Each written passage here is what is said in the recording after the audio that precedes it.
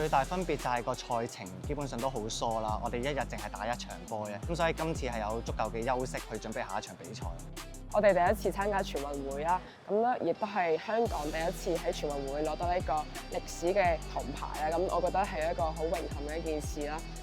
其實出發之前咧都好擔心自己個狀態啊，可唔可以應付到呢個比賽啦？去到最後一刻其實終於完結啦，咁我就放下咗個心情咁樣。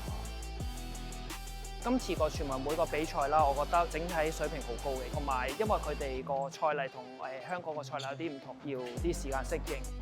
啱啱經歷亞錦賽，亞錦賽之後我哋再